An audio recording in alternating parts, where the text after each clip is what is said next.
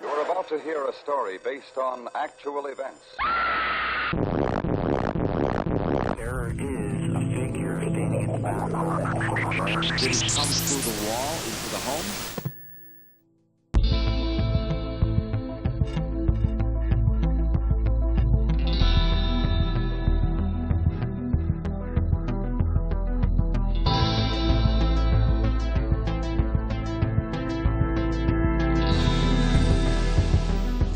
You are allowed to speak. Are we recording? Yeah. Yes, we're recording. How unprofessional do you want to be? Hi. Hi. How are you? I'm good. How are you? Very good, thank you. Do we start really formally then? Or should we be more formal? I think it's a little bit too formal. I think we should be Borderline. more I think we formal. should. I'm You playing think we devil's should be more? advocate. Okay. Yeah, big time. I think we need to tone it down. So we'll roll in like an NPR radio show where I'm like, hello, I'm Lewis. Sitting across from me is Israel. And together we are Chains of Mystery. No, I hate it. Yours was better. Yours was better. We were mine's way too better. formal. All right, cool. Welcome. Welcome to yourself. Yes, Were thank you. you saying welcome to other... Okay. To the potentially two other people listening. Potential up to 3 other people that will be listening.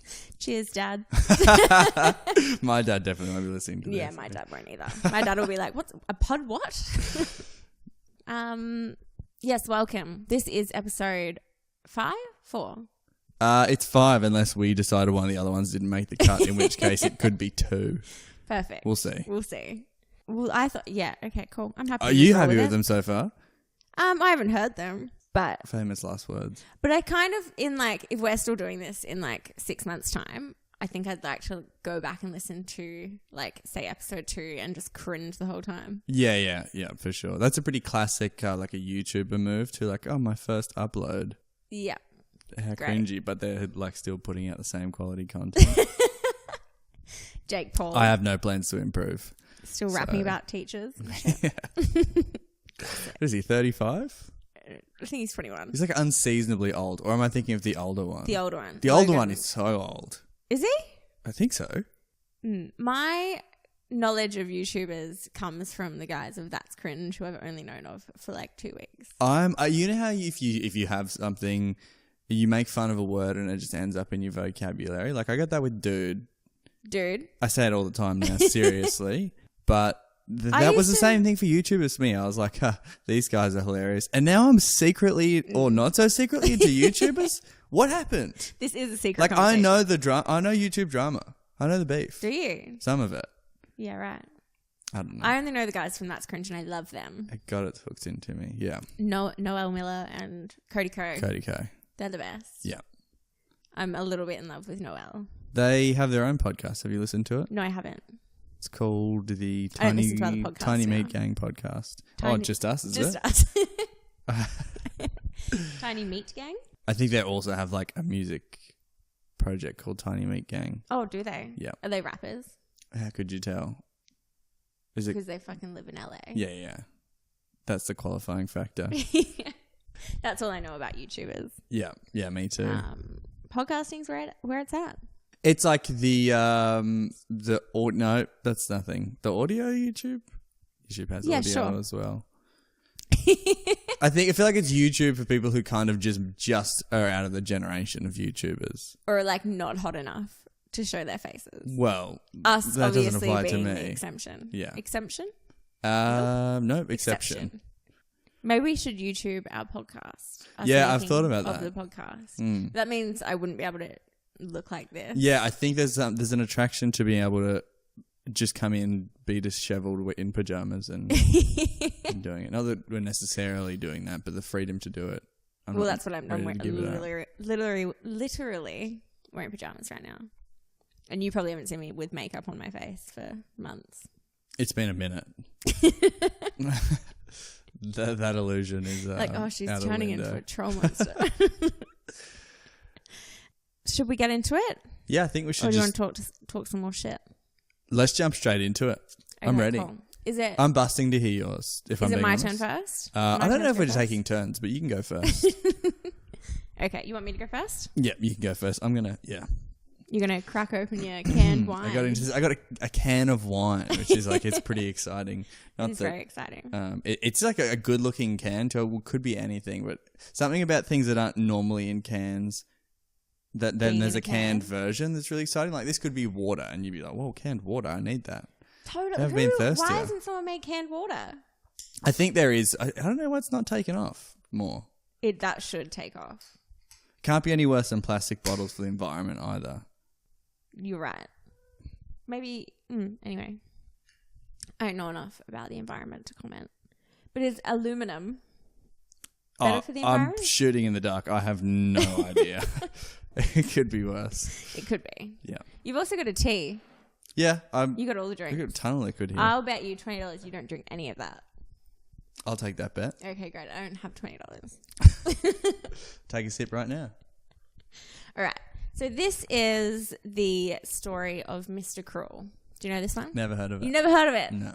So I only first heard of this one after listening to about it on Case File, like last year. Yeah, I'm not. I haven't listened to Case File yet. I have a ton of people listen to it, and they all tell me it's good. But it's one of those ones where, like, you know, if you're looking for a TV show and you're like, "That's good. I know it's good." A ton of people have told me it's good, and then you're like, "No, I'll watch Friends again." Just go back and watch something you've already seen 1,000 times. Absolutely. Yeah, that's me in Case Files. Yeah, I hear.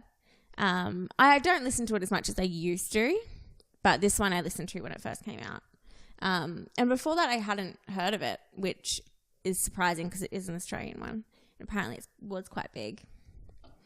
But anyway, Good to see you bringing it home. Bringing it on home. I know I haven't.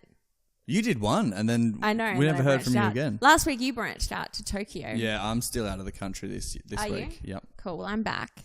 I'm back, baby. All right. So, on the 13th of April in 1991, Carmen Chan was at home babysitting her two younger sisters, Carly and Karen. It was school holidays, and the three girls were watching a documentary about Marilyn Monroe in Carmen's bedroom. I wonder if you can hear Puss, like, purring in the background. If you can hear some weird roaring noise, it's just my cat purring as she nibbles Lewis's ear. It's very cute. All right, so they're watching a Marilyn Monroe documentary. The girls' parents, John and Phyllis Chan, were working at the family's Chinese restaurant, only about 10 minutes away. The Chans lived in an affluent suburb of Templestowe, about 20 kilometres from the Melbourne CBD. Nice. Do you know Templestowe? I don't. Around 9 p.m, the girls heard a noise and walked into the kitchen, and they found a man in a balaclava holding a large knife. He forced the girls back into Carmen's bedroom and locked Carly and Karen in the wardrobe. The girls later recalled that the man had called out, "I won't hurt you." By the time the girls had pushed their way out of the wardrobe, there was no sign of Carmen. I should preface it. So I listened to Case File again to get some more info. And I should probably preface. He starts his out with like a warning saying it's about children. So I don't know if I should do that. What, as if in like if there's a child listening, don't do it? No, like because a child gets murdered. Right, okay. People might be okay. like, of course that's why people would be sensitive about it. I'm heartless. Yeah, like what? Child murder? Where's the weird part? But anyway, it's a pretty dark one. Yeah, mine is too. All right, we'll see. This could be a bit of a depressing episode. It could be. Alrighty. I'm sure it won't be. We're both rays of sunshine. Absolutely. So police dogs traced Carmen's scent through the house, past the family's Toyota Camry outside, which had been spray painted with the words "Asian drug dealer, payback, and more to come." The teenager had then been taken across the garden and the tennis court, through a gate and onto the street. The trail led police to a vacant block 300 metres away. Police suspect that the spray painting on the car was a ruse to distract police from the kidnapper's real motive. That's not a bad idea. I'm getting a lot of the fake evidence is a genius move if you're a perp. This like the guy from the Japanese robbery just dumped a bunch of random stuff. He's like, have fun. Yeah. Can't put all this Good together. luck, motherfuckers. Exactly. This is genius. This guy does it a bit. Yeah. The old red herring. The old red herring. That's what he used on Case File. I didn't want to use the same one. I love that word though. Too late. We could have called the podcast Red Herring. No? Yeah, I love it. Is that already I a think podcast? I love it all more than what we... Damn it. Chains of Mystery. We'll call the episode Red Herring. That's great. It's a compromise. So police found similarities between Carmen's abduction and 3 other cases that had happened between 1987 and 1990 in the Melbourne area. On the 22nd of August 1987 in Lower Plenty, about 16 kilometres from Melbourne, a man broke into a family home around 4 a.m. armed with a knife and a gun and wearing a mask. He pointed the phone line... He cut the phone lines before making his way to the parents' bedroom, forcing them onto their stomachs at gunpoint and then tying their hands and feet. He then made his way to the kids' bedroom and gagged and tied the 6-year-old boy to his bed. He then attacked the 11-year-old girl. The intruder remained inside the house for around 2 hours and even went to the kitchen and made himself a meal. 2 hours is way too long. Way too long. That's such a long time. He should be paying rent after 2 hours. Also... He made himself a meal. What did it say what he made? No. Oh, I'm desperate to know what it was. Let's... I wonder if he had been like... Well, yeah, what do you think he would have made? What's Maybe a like a good snack on the go? sandwich? Yeah, a sandwich is pretty good. And in a house with 2 children, you've got sandwich ingredients. You've got snacks. I reckon it was something snacky for sure. Yeah. It It was 4 a.m., so maybe like leftovers from the night before, but I wonder if he put it in the microwave. Like, what did he do? Read he's the got paper or time to something? burn. Yeah, he's got 2 hours. As if he wouldn't use a microwave. He'd probably heat it up in the oven. He's got all the time in the world. He's not paying for electricity. No. Heat it up with a hairdryer. This is an interesting question, and I don't want it to be insensitive, but this was also like one of the MOs of the East Area rapists? Yes. The two... Okay.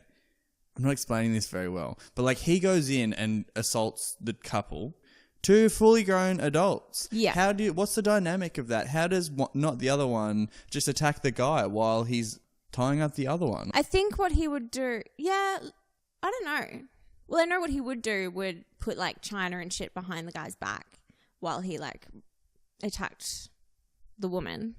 But firstly, he would have to get the man up against the wall or whatever. Yeah, okay. I don't know. I just feel like 2 fully grown adults could overpower Are you victim shaming? one. That's what I wasn't sure if you were going to get there, but yeah, I'm definitely victim shaming. Well, a lot of Thanks for connecting the dots. men at the time were saying like they didn't believe it or whatever because like how could you let your wife just be attacked if you were in the house? Yeah, that's it. I mean, who knows how I'd go in the situation. Yeah. I mean, I would do really well, but other people, how...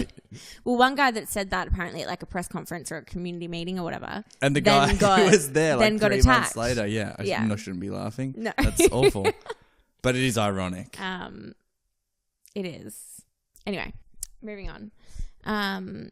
So before he left, he made a phone call from the family home. He referred to the person on the other end as Bozo and warned him to move his children or they would be in danger. He then stole a box of classical records and a fur coat and left the premises. I hate to say it, but I kind of like this guy's style. Yeah, like walking out of the house like he's P fucking Diddy. Like after 2 hours after Yeah. smashing a Nutella Sanger, he rolls out with a box full of records and a fur coat. Well, I imagine like with a ciggy hanging out of his mouth like he's leaving a bender. Yeah. Like we've all been there. It's 4 a.m. We've been up for a few days. Anyway, so during the investigation, they found that no call had been placed from the house. Another red herring. I love this guy. I hate to say it. And calling someone Bozo? That's a classic. Listen here, Bozo. The following year, on the 27th of December, around 5:30 a.m., a man broke into the house of John and Julie Wills in Ringwood, located 23 kilometres from Melbourne. He was armed with a knife and a gun and wearing a balaclava. Julie woke to the man standing over her, pointing his gun. Julie started screaming and called out to her 4 daughters to run out of the house. He then pointed the gun at John and said, "Are you going to be a hero?" And John shook his head to say no. Imagine if he was like, yeah. Well, it's a pretty bold move for the other guy to just assume, and that's also like quite a movie. It's not, yeah. Yeah, it does. Like it's a really classic thing to say. Yeah. Yeah, I really for need sure. to tone it down. I think I'm like, this isn't admiration for the guy. I'm just saying, like, he's really doing, if you were going to be this kind of criminal, he's really pulling all the right moves. He's making the most of it. He's cocky. For sure. Obviously a terrible guy, Yeah. but he's got style. Yeah. It does sound like a fucking film from the 1960s. Yeah. Yeah, you could make a movie about this and you I wouldn't can't have believe to someone write hasn't. any of the script. Yeah, This guy already it's took care of the written for you. dialogue. So he bound John and Julie with copper wire and demanded money from them. John nodded to the bedside table and the man took the $35 in cash that was inside. He then headed to the room of their 10-year-old daughter Sharon Wills, put tape over her eyes, a ball gag in her mouth, and abducted her. Sharon later recalled that the man had called her by her name. 18 hours later, she was released on the grounds of Bayswater High School, about 6 kilometres away from the Wills' home. The guy on Case File goes into so much more detail about these ones. It's almost like he's a professional. It's almost like and that. we are complete amateurs. But I'm just saying, if anyone's listening and like finds this quite interesting, listen to Case File, because that guy's amazing. I might be a little bit in love with him, whoever you are. On the 3rd of July 1990 in Canterbury, an affluent suburb later 10 kilometres outside of Melbourne, a man broke into a house around 11:40 p.m. armed with a knife and a handgun and wearing a balaclava. The intruder made his way to the room of Nicola and Fiona Lyons and told Fiona to tell her dad that he wanted $25,000. He then instructed 13-year-old Nicola to collect her school uniform. The intruder bagged up the school uniform and took the keys to the family's rental car. He then placed tape over Nicola's eyes, tied her hands, and gagged her before forcing her into the rental car and driving her to another location. Police believed that the small ransom amount that the intruder had asked for indicated that money wasn't the real motive. Red herring. Yeah, this guy's throwing them all over the place. Yeah. He's like a fish market. Mm. He only took $35 from the last place. I mean, that's all that was in the... But if you're taking someone's child, you're asking, and if they live in an affluent suburb, you're asking for way more than $25,000. I don't know, though. I feel like 25K is realistic. Like, it's small enough that if the people had it, they'd be like, let's give them the $25,000 and not make a big deal out of it. Or if you're like 100,000, they might be like, how much do we love this girl? That's Bluff true. called. Yeah. Especially rich parents. You'd be like, nah. Yeah. So I haven't put this in my little story about it, but this girl was gone for 50 hours, and in that time, someone that was in prison in Melbourne, like, wrote a letter or something to this family saying that, like, with like payment details and stuff. Someone in prison wrote the letter. Yeah. So, like, had heard about the case or whatever, and then was like, "Fuck, I can get $25,000." Right. But it wasn't him, obviously. So yeah, 50 hours later, at 2 a.m. on the 6th of July, a blindfolded Nicola was dropped off in the suburb of Kew. She made her way to a nearby home and called her father. Police believe that there is one perpetrator in all of these attacks, a man nicknamed Mr. Cruel by the media. Police believe that each crime was meticulously planned, and it is believed that he would have kept his victims' homes under surveillance prior to the attacks, and that he would have chosen his victims very carefully. He bathed his victims carefully, with one victim describing the act as, quote, like a mother washing a baby. I wasn't sure if you said the word bathed just then, as in like he Bathed. gave them a bath, Yeah, but he did. he did. He would lay down a sheet on the bathroom floor to avoid leaving footprints and would clean the bathroom and himself very thoroughly after bathing the girls. In Nicola's case, he took her school uniform to dress her in before he freed her, and in Sharon's case, he dressed her in garbage bags. Yeah. I think I was surprised to hear it because I was like, because he was doing pretty well before that. Like, he seemed like a really intelligent guy. But then obviously this is his weird thing where it's like, oh, okay, yeah, obviously he's a freak. But he's just being careful. Like he's bathing them. Though. You being careful in the act of what it is. It doesn't matter if it's a freaky Yeah, but thing. he's trying not to leave, like, you know, any prints or any DNA evidence or anything on them. Yeah. But he's bathing them. I don't think I understand what I'm saying here. Okay. He's kidnapping people and giving them a bath. Oh, he's also raping them and shit. Oh, okay. There's a whole other element to it. Yeah. Right. He, like, takes the women and Sorry, I didn't put any of this in my story. With the 'cause I- kidnapping, it's very ambiguous. I thought he could have just Yeah, been hanging look, out with you're them for a right. couple of hours. But yeah, he attacks the girls for like 50 hours. And in the other case, 18 hours. Right, okay. And then bathes them Okay, not before freeing them. Yep, all right. It's not quite as funny. No. In fact, not funny He's not just bathing them at all. at all. No. So the modus operandi was the same in the home invasions and abductions in the first 3 attacks, and victim statements provided confirmation to police that it was the same offender. The 2 girls that had been abducted and returned were able to provide police with details of the house where they were kept. Both were shackled to a bed with a rough neck brace, which I'm not really sure what that means. Like, were they shackled by the neck? So that's pretty Like brutal. a big handcuff. Yeah, I guess. I guess so. One told detectives she heard planes landing, leading police to believe the house was on one of the flight paths to Melbourne Airport. Police have searched 30,000 homes and interviewed 27,000 suspects over the attacks Whoa. at a cost of $4 million. That's crazy. It was like the Japanese one last year. How do you not hear about something that size? Yeah. I've never heard of this guy. I know, it's crazy. It seems like it was such a big case in Melbourne. Obviously, before we Yeah, they were dropped a born. cool $4 million on it. Yeah. It was before we were born, but you'd think that like your parents would have told you about it or something. Must have been huge at the time. Yeah. It is believed that Mr. Krull would have had a lot of confidence in carrying out his attacks due to the level of planning that was involved. One of his victims has said that, quote, he appeared to be acting out of fantasy like he was married to me. He showed this by the affection he showed to me and how chummy he was with me. Creepy. Yeah.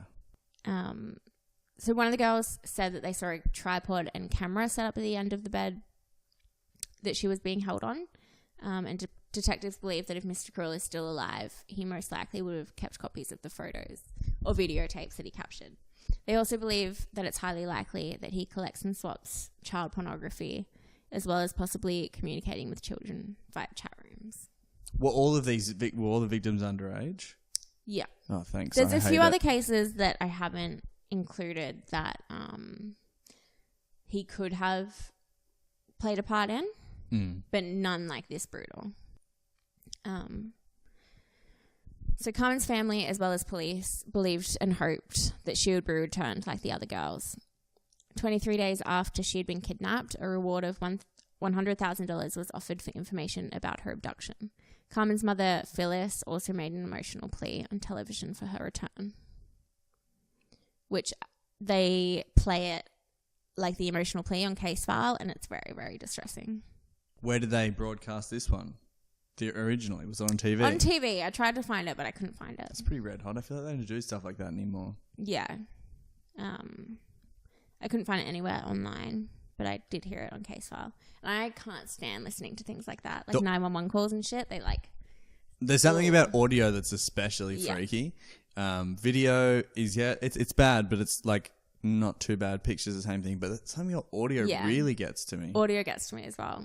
I can barely handle it. I think it's because it's so humanizing. Like when you're reading something or you're seeing it, you're like, oh, it's like a person. You can kind of relate to it, but there's something about hearing the voices Yeah. that is, You can't detach yourself so easily. yeah, you're just like automatically empathetic. Yeah.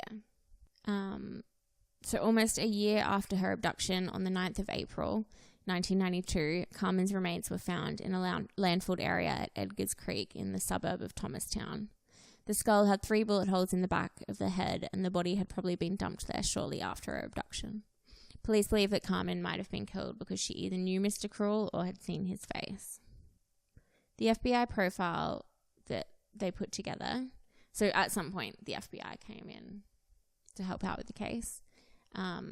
Seems pretty grisly for Australia. They might have needed some backup there. It's so funny listening to investigators and stuff talk on television because they just sound so dumb. Yeah, for sure. And they say bloody a lot. And like if you were an American, the guy in Case File reads out, what they said or whatever in his Aussie accent. So it just sounds like if you're an American listening to that, you'd just be like, what is wrong with the people down there? It ruins the magic a little bit. Well, no, it's not magical, but it sort of takes the movie quality out of it. If you Yeah. see an American detective, this is real life, or a British detective or something, you're Yeah. like, they seem to command respect. But every Australian detective seems like they're one of your mate's dads. And because you have friends' dads who are coppers Yeah. as well, you're just like, what? I don't respect this guy. Yeah. Not respect. Obviously, they're doing Yeah. an amazing job, but But yeah, you don't think of them as, I don't know, it's weird. And then they use slang and shit. It's Aussie slang. yeah, exactly. And it's bizarre. Anyway, so the FBI profile suggests that Mr. Krull is unlikely to fit the popular stereotype of a child molester. Because all of the incidents happened during the school holidays, they believe that he was either employed by a school or involved with a school in some other capacity. They say that he has an intense interest in children and he will spend a lot of time with kids in what appears to be selfless dedication to students. It is believed that he is a functional individual with steady employment and will be regarded as polite, quiet, somewhat introverted, and he may be involved in certain community-minded projects. Jason Bourne, hiding in plain sight. Yeah. Isn't it just like the creepiest? Like, imagine finding out that your fucking science teacher from 7th grade was murdering kids. My principal What? drugged and raped a bunch of students at my school. What? Yeah, he's in You've prison. never now. told me this. Have I not told you Oh, this story? why have you never told me this? Yeah, this is crazy. Yeah, I don't know how much how much I want to say. You can look it up. I will. I'll tell you his name after this. I feel like you can say it now. No. Okay, so in April of Oh, 20... we're not trying to protect this guy. He's a dirty dog. But anyway. That's insane. Okay. In April of 2016, on the 25th anniversary of Carmen's abduction, police increased the reward for information from $100,000 to $1 million. A cool millie. Bill. Yeah. Far out. Alrighty, so here's some theories. A couple that I just found on Reddit, and then a couple that, one that is really, that I love, that I hope for, and then I'll tell you who the prime suspect is. So both of the girls that had been returned said that Mr. Krull made them thoroughly brush and floss their teeth. This led to a theory that I found on Reddit, suggesting that he was a dentist that worked in a dental van that travelled around to schools. What? I'm not just, but like, what? Do you have a dentist that came to your school? You didn't in a have van? that? No. You know, like, life education vans. Nope. You're from like a tiny town. Are you? Yeah. Did you have a dentist that came to Yeah. your school in a van? Yeah. So it was like maybe 3 months out of the year, there was a dentist parked and every kid had to like go. And you'd like get out 3 of... months. That's so long. Well, it would just see all the kids. And do they just do normal dentist stuff Yeah. every year? Every year. Is that a freebie on the house? I think so. What is happening? You didn't have that? No. Well, anyway, some people on Reddit think that could be the case. All of them are probably no. Sounds like a stretch. It is a bit of a stretch. People are clutching at straws, I think. But it's Reddit. I mean, that's what it's there for. Isn't it? Yes. Yep. Absolutely. Some people on Reddit also think that he could have worked for the Australian Defence Force. I couldn't find a lot to Any back up reason that why? theory. They just No, don't I like couldn't people who are in really the find army. I think people just like speculate on Reddit and people go, oh yeah. Sick. I think I fall into that trap a lot too. If I see somebody who says something, it's semi-compelling. Doesn't even have to be that good. I'm like, that's what happened. Definitely. When I saw the dental van one, I was like, he's a fucking dentist. I give creepy yeah fucking for sure. dentist. I'm not against that. Yeah. So this is my favorite theory. So it's a theory that Mr. Krull could have been the Golden State Killer. Great. Okay. They could have been the same person. So police theorized that the Golden State Killer, who we all know who he is, but in case we don't, Is he your favorite killer? You do like him, don't I you? do love him. I don't love him. No, we get it. I'm fascinated by the case.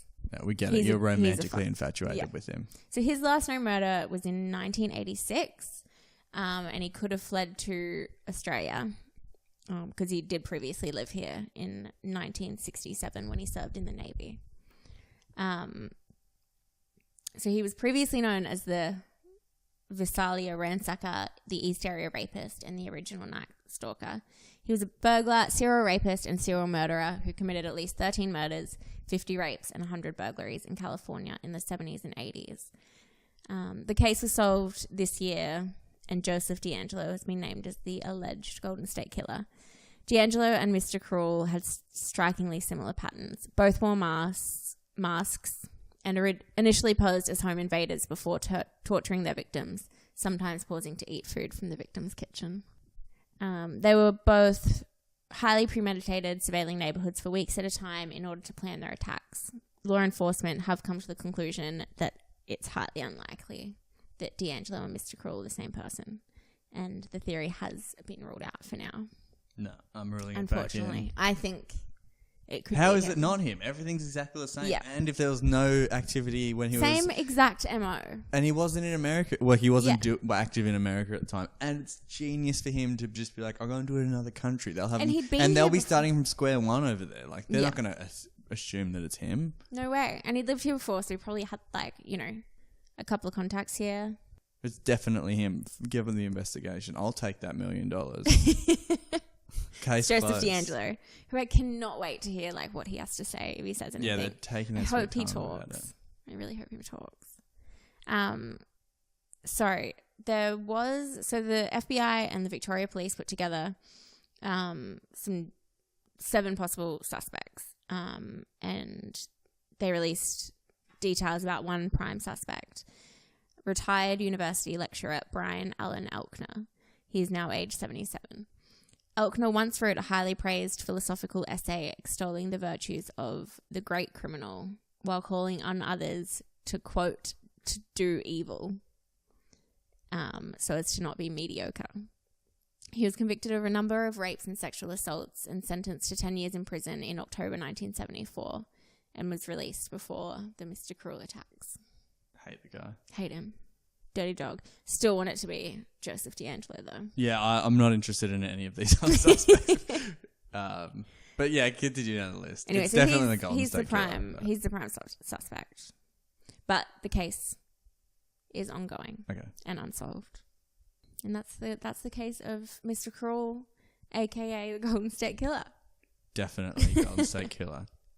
I'm upset Look no that further. we can't do it on this because it's solved.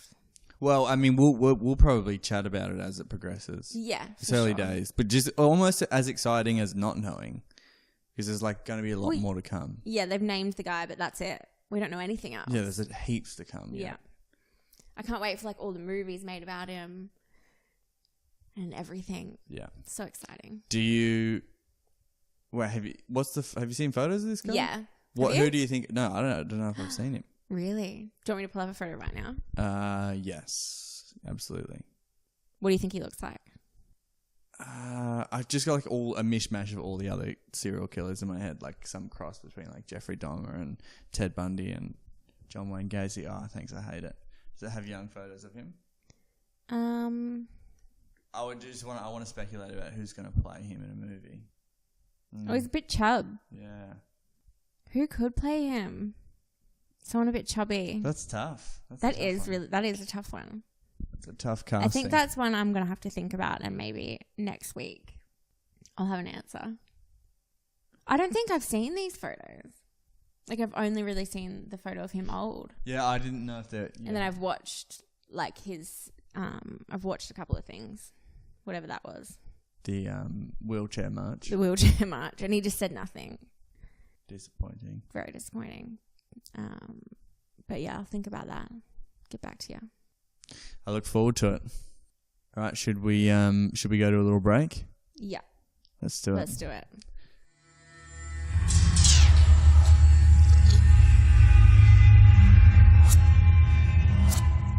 All right, now we're back. Now we're back.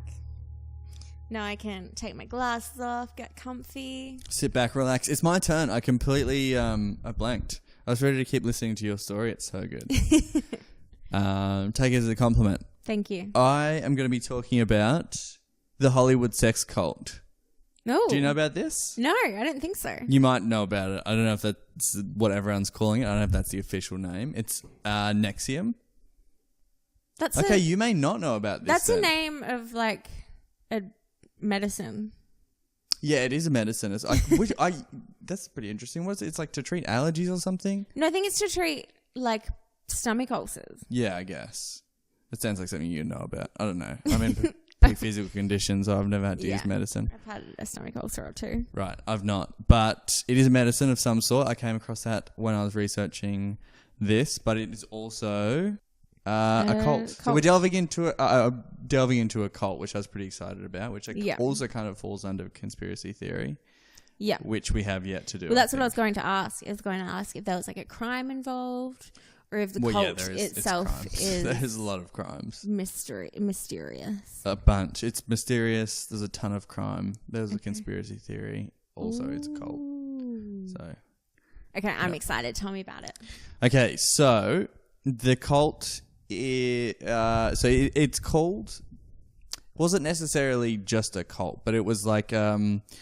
it was sort of disguised, I guess, or was multifaceted. But they wouldn't call it a cult. They wouldn't be like, hey, we're in a cult. Come join us. Well, yeah, like they don't have like a cult recruiting day. I know, but it's like it kind of like resembles maybe a life coaching. So anyway, I'll go back. The main guy because there was obviously one main guy. Is a guy called Keith. There's a couple of different pronunciations of his name. I've heard a few, like Raniere. I'm going to call him Keith Raniere. Cool. Sounds good. So deal with it. Could be wrong. Dealing with it. And so he's like the mastermind behind this this cult. Hey, puss. Hey, puss. Quiet now. You might hear a few more meows. Nobody's going to complain about that. No. Except for all you dog lovers out there. Right. Okay. So this guy, Keith Raniere, he's sort of at the center of all of this. I won't say necessarily the mastermind, but one of the main perpetrators. So he was... I hate this guy so much. I just want to paint a picture of the kind of person that he was. So he was just like a kind of a regular dude. He's like born in 1960, grew up in Brooklyn, maybe in America, and then like I guess sort of just got to a point where he was like one of the OG entrepreneurs, like self-help. But this is like before it was as terrible as it is today. So people thought he was probably like onto something. Well, yeah, because it would have been early days of like multi-level marketing and schemes and all that sort of thing.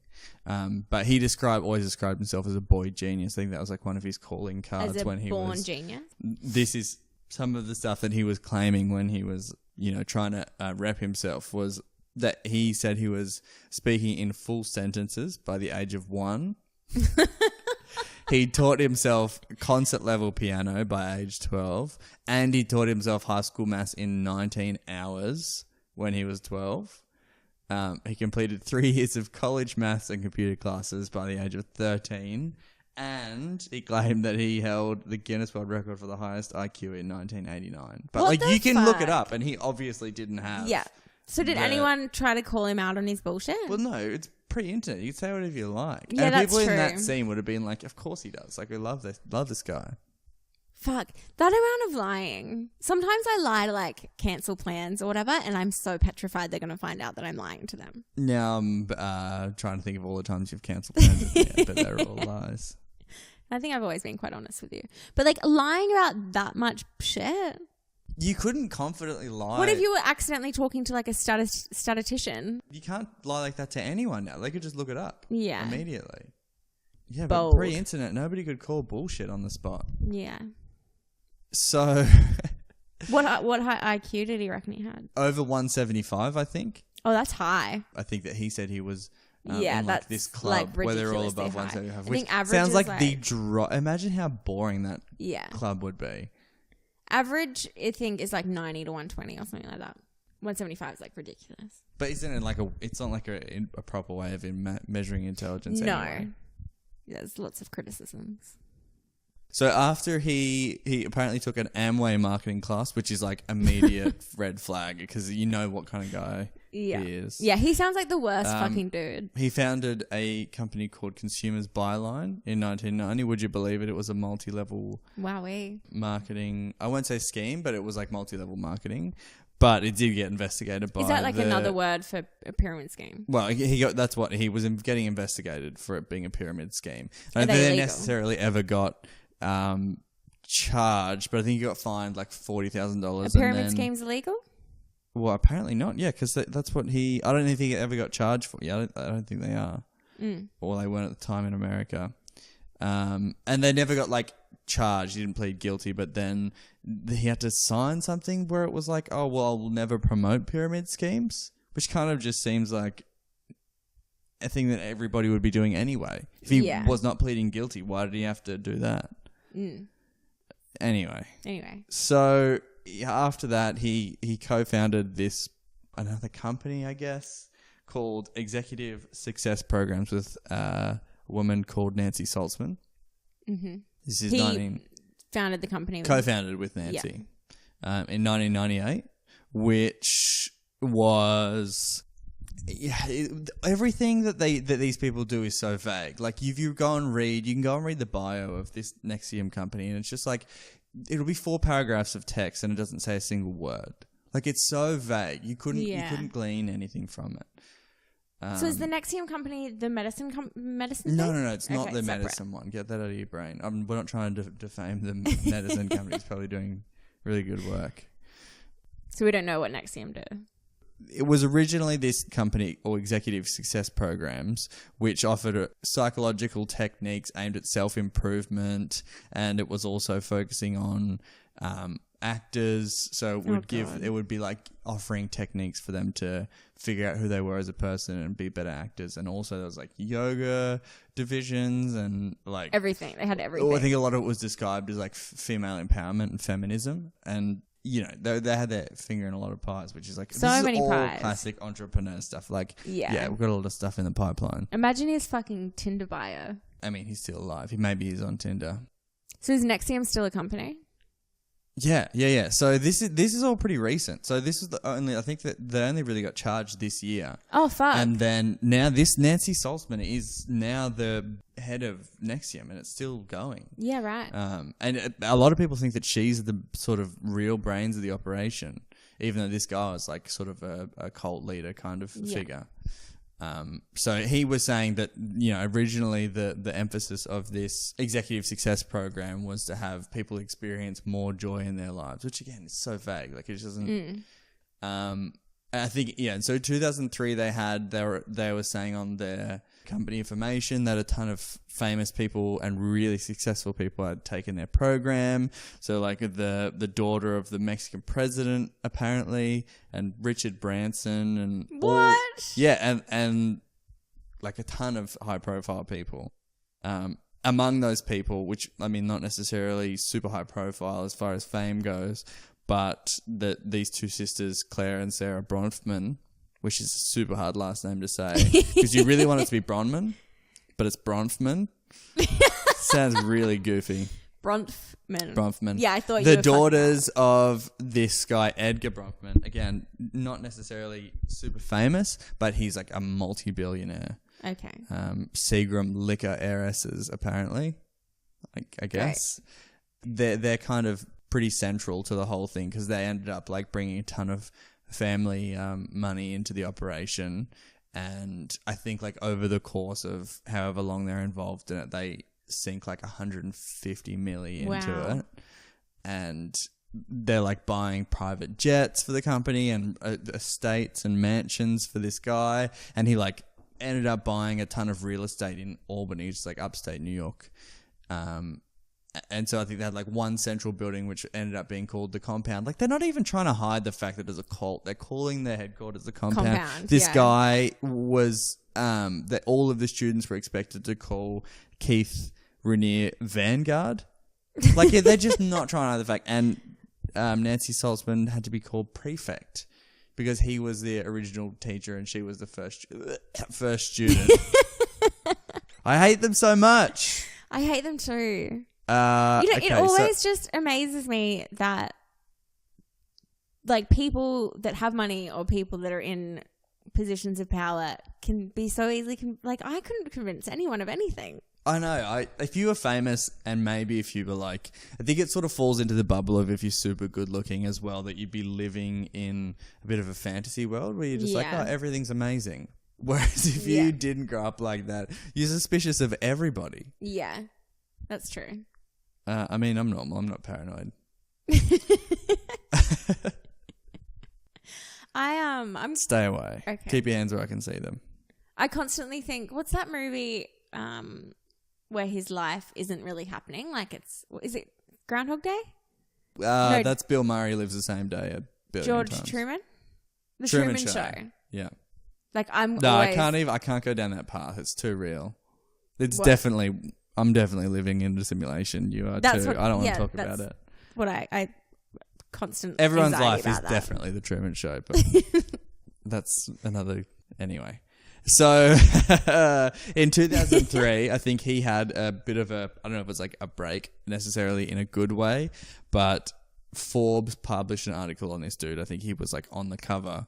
Just like some real sleazy, like plastic photo of him on the front. And I think it was under the guise of him with his arms folded. Yeah. Real smugly. Yeah. Just everything that you hate about these kinds of people, this guy embodies all of it.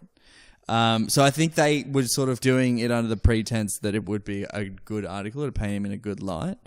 And it didn't. No, well, so then they ended up getting a bunch of statements from people who were like high up in the ranks of NXIVM, but they also ended up speaking to the Bronfman sisters' dad, this Edgar guy, who by this point had been to a few of the sessions, I think, because he was like trying to get down with his daughters. He's like, I'm cool like you, I'll come to your cult meetings.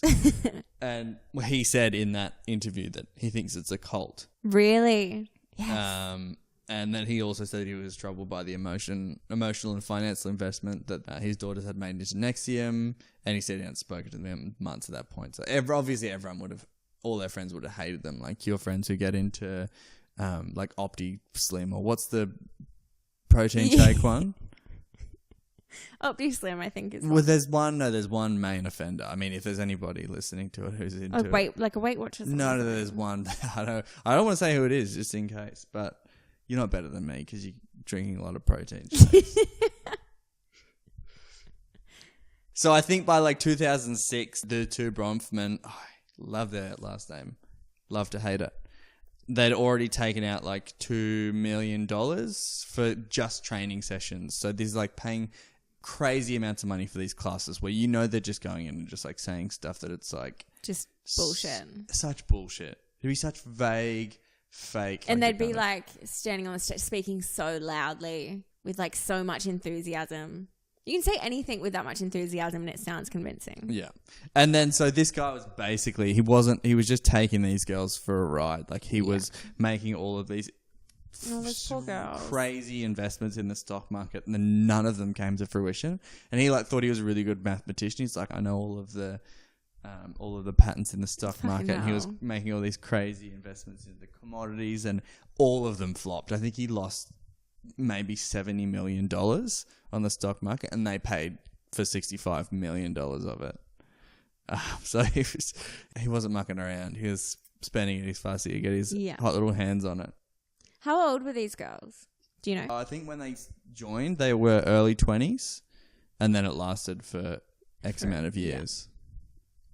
Yeah. But then this was interesting as well. In 2009, when the Dalai Lama was coming to America, he was going to meet with them. What? And then cancelled his visit. But then the girls, the two sisters, went to see him and then somehow convinced him to still come. And then he ended up going and speaking to them at the Albany Palace Theatre, which I guess was like the local theatre of the place. But I think there was also some like shady trust set up in the name of the emissary for the Dalai Lama, who I think ended up getting suspended from his role for corruption charges. Oh, wow. So you've got to be pretty fucking powerful to get in with the Dalai Lama. Well, I feel like he's the kind of person who you wouldn't be able to bribe as well. Like, yeah. Well, the girls must have just been that convincing.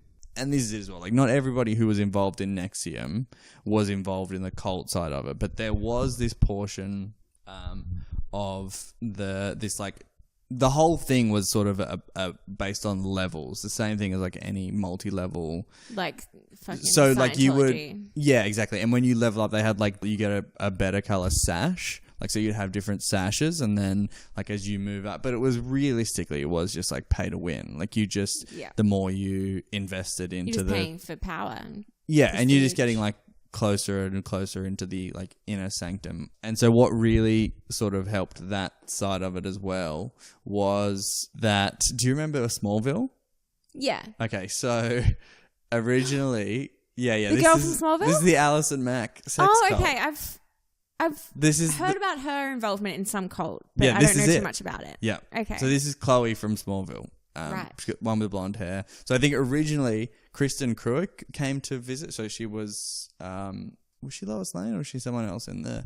Oh, I don't know. One of the other girls in Smallville was originally involved with it. And then they recruited Alison Mack into Nexium. And then I think eventually Kristen Cruick left, but Alison Mack was like way into it. She was like, I love this. And then was just like their number one, like the face of the operation, basically. She ended up moving to Albany, where the little compound and all the real estate they were snapping up was. Got like super heavily involved with it. So then there was this like next level of everything else where they were recruiting these young girls into the DOS, which is Dominus Obsequious Sororium.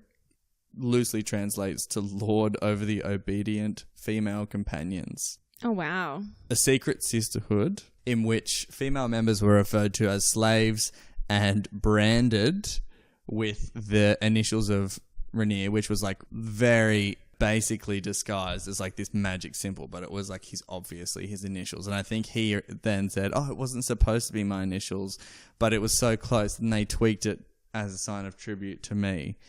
Like, oh, piece of shit. How did they, like, what? Like, burnt it? Yeah. This is the wild sex cult part of it. So I think the way that it worked in this, like, the DOS, the Sanctum, there would be, I think, 6 slaves and then 1 master. So they would have, like, little groups.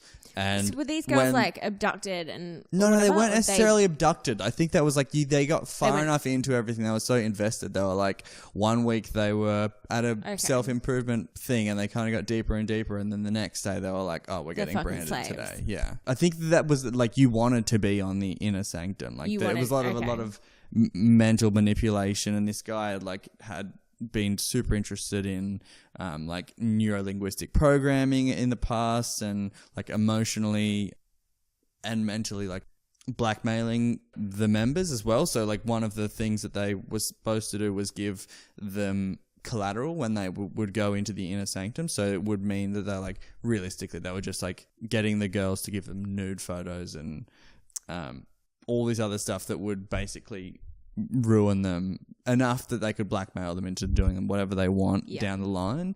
And especially because a lot of these people were, you know, people who wanted to be actors or wanted to be people in influential positions and positions of power, then obviously it gave them huge leverage down the line if anybody like had decent success. And so they'd be more susceptible to the blackmail. I would not care if someone like released some titty pictures or something of me. I think it's like people have been desensitized to it a lot now, but I think back in maybe 2009 or something like that, there was like still, it was very scandalous where it's like, it's happened so much between then and now. Not to say that it's cool, like it's awful. For sure. Yeah, at that time it definitely was. I think was in like much more of a California and stigma. some states in America, or maybe even in Australia, like it's illegal. Oh, definitely. Yeah, they take it very super seriously. Yeah. Yeah, which is great. It's Well, not awesome. Yeah, that's where it sort of like jumps up a level. Obviously, the regular multi-level marketing stuff is garbage, but that's no joke. Yeah.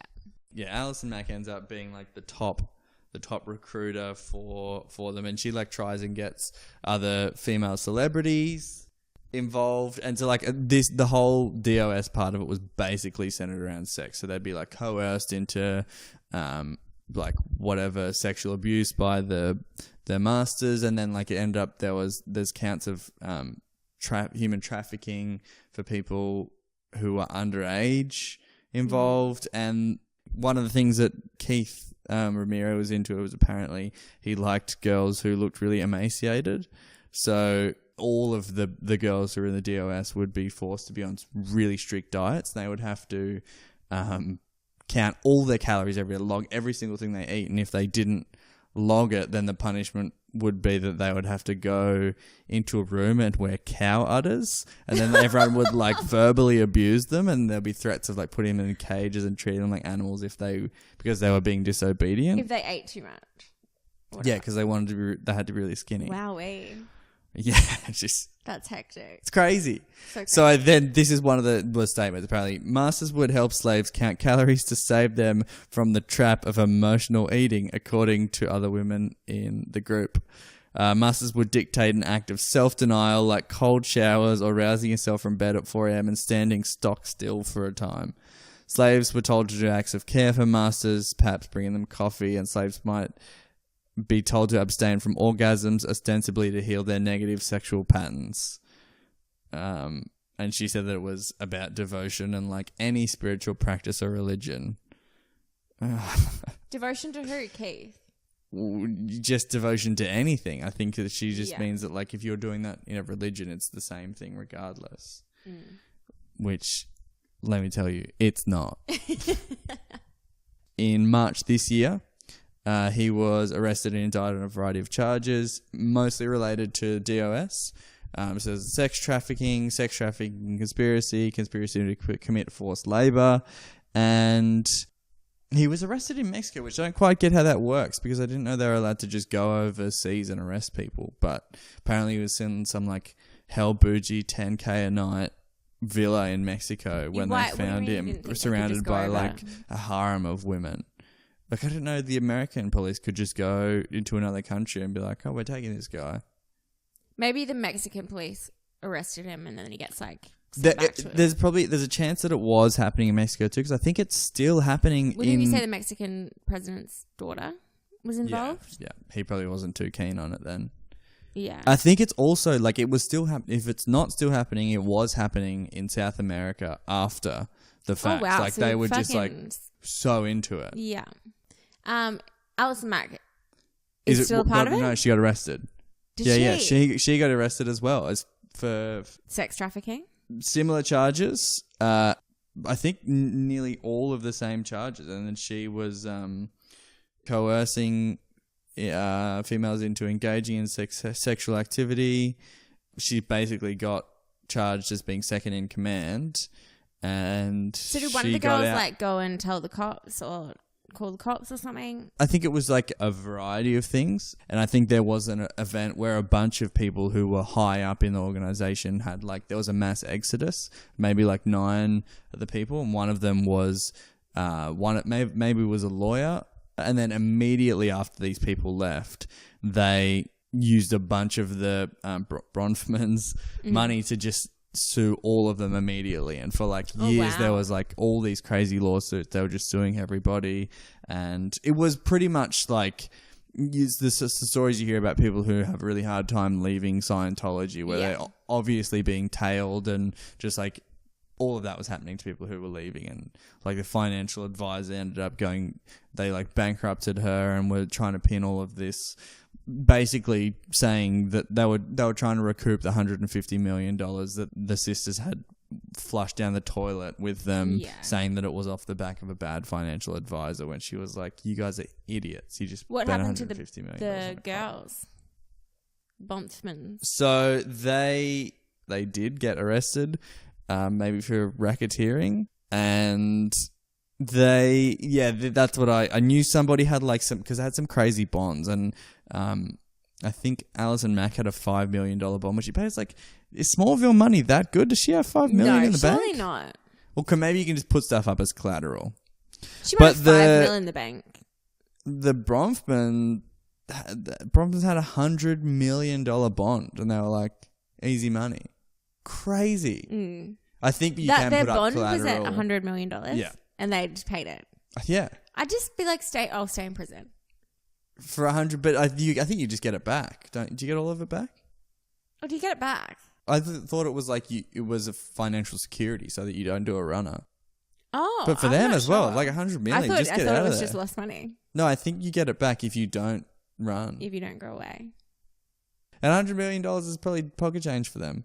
That's so much fucking money. But if their dad's a fucking billionaire, but surely he'd cut them off financially if they were in this cult. He hates them, but I don't think he's necessarily they're drawing money directly from his bank account. I think they already have money in trust that was theirs, and then I think they were running out of money, and then they were just like, oh, well, we'll just change which bank we're with so we can get access to more of the money that's locked in the trust. That I think it was a trust that they could only access after their father died, but if they just changed banks, they could get access to it, which was like another 200 million. Yeah.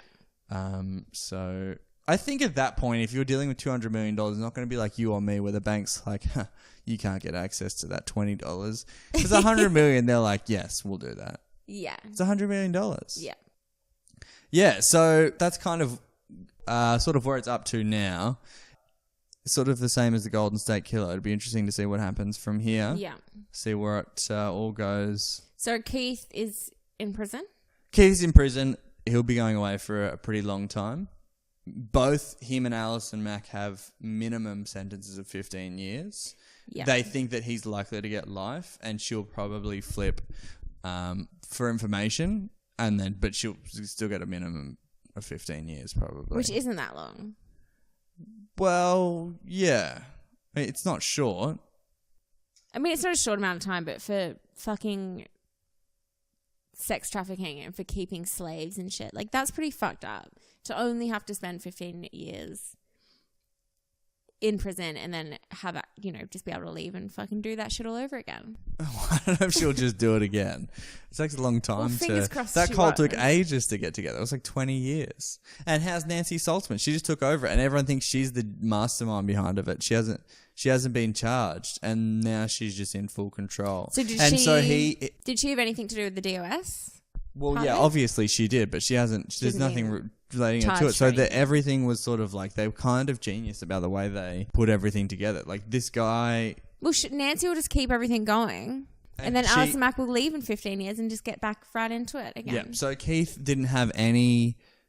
He didn't have a driver's license. He didn't have any bank accounts in his name. He had like unlimited money, but it was all So in he the knew that names this of. would It was happen. all in the names of like the females that he had around him. So none of it could have ever been traced to him, and like he only ever communicated in like encrypted emails that he destroyed immediately when the story broke.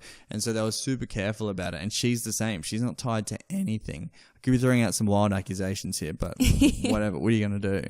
Probably something awful based So they're on... very, very careful. Yeah. And so that was a big part of the branding is like probably one of the most wild parts because like all of the female members in the DOS pretty much had the branding, and they said that there was like a doctor working for them, and in one of their like they would go to one of their regularly scheduled programs, but then they would be blindfolded and held down by like other little members of their slave group and branded with a cauterizing wand, like a branding iron. Okay, I've just looked it up. Yeah, it's crazy, right? Oh, and it's totally just KR. Yeah, they're not. That's they're not exactly what it is. Exactly. Yeah, He's they're just not- like flipped it on the side. Yeah. Wow. And then so there's a ton And of where stuff would they surrounding. put the branding? It's on the like right hip. Like near your coochie. Yeah, it's close enough. Fucking hell. So there's a bunch of other stuff that's sort of involved. I've just gone through stuff, tried to keep it to stuff that has been verified by facts, but there's obviously now...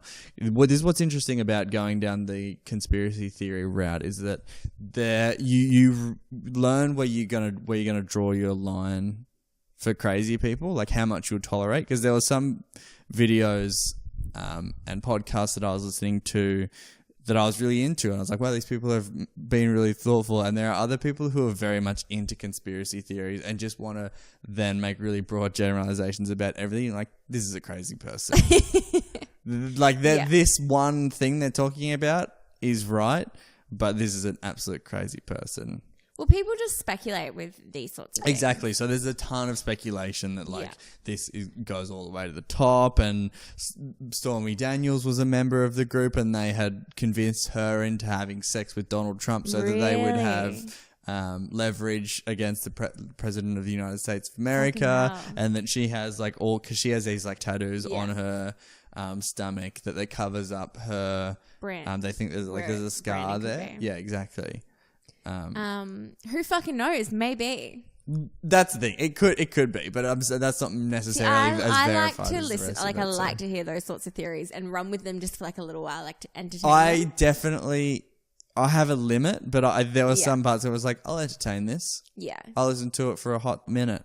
I kind of like the idea that like. But then of there was the this one Illuminati guy and who all was that like, sort of he was bullshit. saying stuff like that, and he was like, being like, if you stop listening now, you're just a normie. And then like he kind of lost me there. I was like, all right, I can Yeah. handle the truth, Yeah.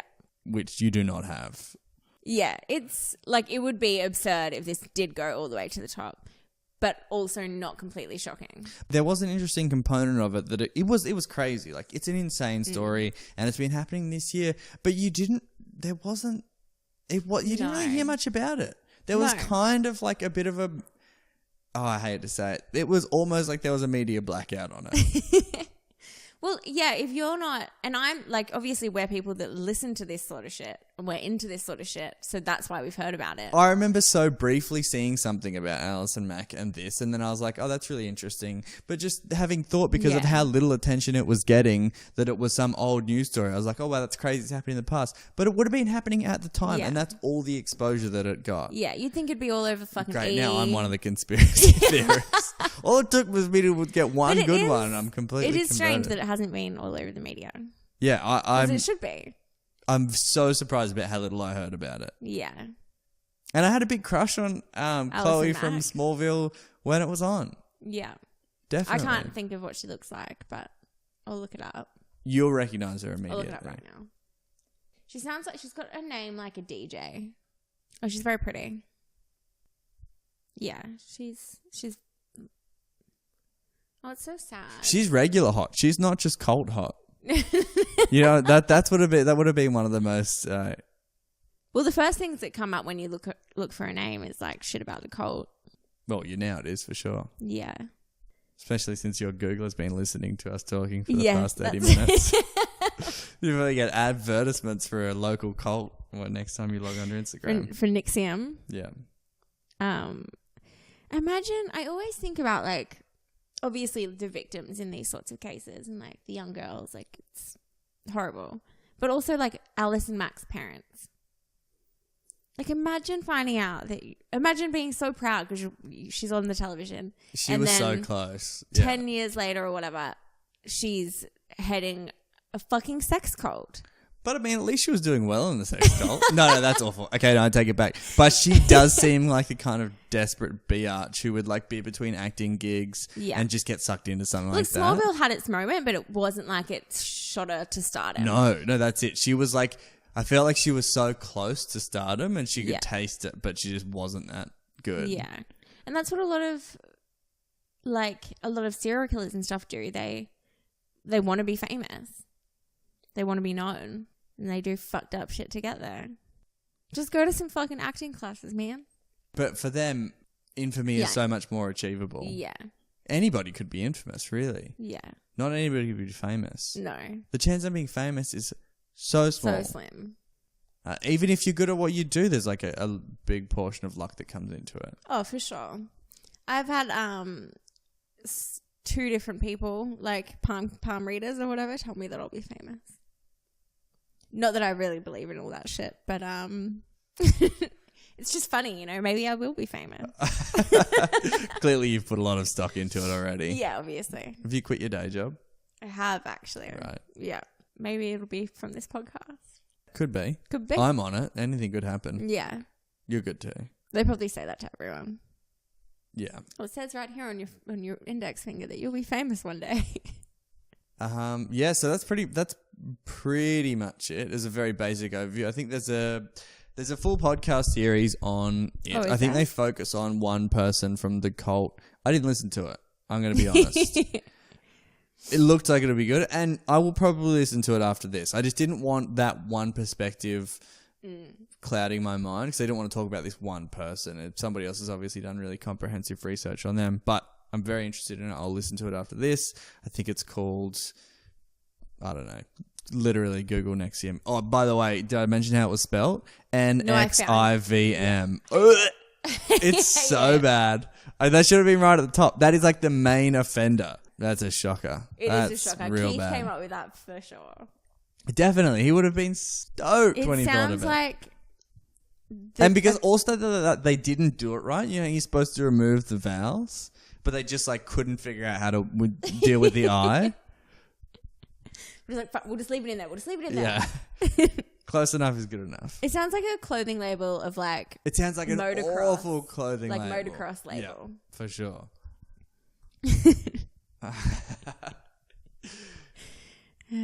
Okay, cool. But there's a ton of other really good podcasts and articles. There's a especially good article from Vanity Fair called... It's got a fucking V in it. NXIVM. I know, that's what I said. NXIVM. What? That's not phonetic. There is a really good Vanity Fair article. Rolling Stone have done one. Rolling Stone have done an article, and... Here's a question, a suggested question on Google. Is Alison Mack? Alison is Mac, if you can believe it. Alison is Mac. Great. Thanks, Google. Yep. Go and check out the other podcasts and articles. People have done real research. Speaking of Google searches, are you I wanted to address this, actually. I wanted to address this last week. Here's the thing. We're still figuring out the podcast. We're early days. I'm not saying that the Google search history segment is cancelled. I've shelved the idea for the moment, and I'll probably replace it with something like that. Shelved it. Here's your quicker. What? The Google search history segment is on hold temporarily. It may be replaced. It may make a return. I mean, if you've got an idea for a segment at the bottom, hit me with it. Unless you want to divulge some of your Google search history. No, we've been through mine. It's just not that BuzzFeed articles. Yeah, actually, I do want to talk about this briefly. You're on BuzzFeed so much. I know. And I think this is what I there's do. it has quite a negative stigma attached to BuzzFeed. Because a lot of people make fun of it. And that's why I was so surprised that you were into it. Like, I thought when you first said it, I was about to start laughing. I was like, that is a hilarious joke. Because people rip on BuzzFeed so much. And you're like, I spend hours scrolling through BuzzFeed. Yeah. You are taking the clickbait. So what I do over night time is get ready for bed, make chamomile tea. Usually I have a bag of lollies with me, but I'm trying not to eat candy. And then I just look at BuzzFeed until I get sleepy. Sometimes I read a book. It's actually not a bad idea. I think I'll get sleepy within 4 seconds if I was reading the trash. Like, there's stupid, like 21 cat tweets that you'll cry laughing at. Great. Can't get enough of those. But then it's just like shopping ones. It's just mindless. Is there real content on there? And the only ones that I'm seeing are the listicles that get shared on Facebook. They do. And the fact that there is a word and it's listicles and they invented it makes me hate it extra more. But you understand. What's listicles? Like just the bullshit that they've got on there? Well, it's an article that's just a list of individual sentences with a GIF underneath it. Oh. That's a listicle. That's all that's on BuzzFeed. Okay. They do have there's BuzzFeed News, which keeps you up to date with what's going on. Lots of stuff about Brett Kavanaugh at the moment. It keeps you up to date with what's happening. Especially I know exactly what everyone wore to the Brownlow Awards. Not the AFL thing. Yep. Not all really about the WAGs. News. Yeah. Okay. I always know the 2021 most awkward moments of the Emmys. Oh, that's pretty good. Love a list. Anyway, that's what I do with my time before I go to bed. Yeah, okay. I find Instagram just boring. Well, yeah, nobody's on Instagram before they go to bed. No. I'm not saying that. You just need to get away from BuzzFeed. Do they have their own app? Is that how you're browsing? I don't have the app. How are you browsing it on the web? I just go to the web. If I went to my browser and just typed in B, BuzzFeed would come up. I think if I don't know, I would get it. What I would get as my recommended search if I typed in B. Do it. All right, we'll see what we get. Maybe that's what we should be. That's what I should be replacing my Google search with. Just Maybe. like type one letter and see what the first website is. Oof. Oh yeah, the official side of the Brisbane Broncos, baby. Oh, yeah. Did they win a game on the weekend? I I work with a guy that is a Bronco. A Bronco. A Bronco. Like His name's Jack. What are you talking about? I work with a Bronco, a football player. He plays in the Broncos, but And he's a bartender at my work. What are you talking about? Under nines? What's happening? He plays for the Broncos. Okay. I don't know. Do they make that much money? Yeah, minimum. I know, is that's like what I like when he 100K. said I play for the Broncos. I was like, "Fuck, man, you must be killing it. Why are you a bartender?" I think literally the lowest they get paid is 100K. I don't know. He's very, very sweet. He's a Okay. sweet boy. You might want to fact check that. But, He literally told me like a week ago. All right. But he plays for like a few teams. I don't think that's how it works. We'll see. Maybe it's like the young Broncos or something. The foals. Is that what they're called? That's a baby horse, isn't it? Maybe. Yeah. That's probably a good place, Zenny, to leave it. Yeah. We'll be back with a hot listicle next week. Next week. 21 murderers under 21. Yeah. Yes. Well, sometimes on BuzzFeed they have like 21 murders you've never heard of, and I love them because I'm like, heard of it. Like, get real smug about it. Give me a challenge, BuzzFeed. 21 murders you've never heard of. Charles Manson. Oh, real obscure. Thanks, BuzzFeed. What do you know about Ted Bundy? Who? Also, Hey. well, neither here nor there, but this Keith guy, he has like very Jeffrey Dahmer of glasses as well. Oh, does he? Yeah. No. Yeah. All right. Let's All right, get we're out of done. here. We're done. Catch ya. Bye. Bye.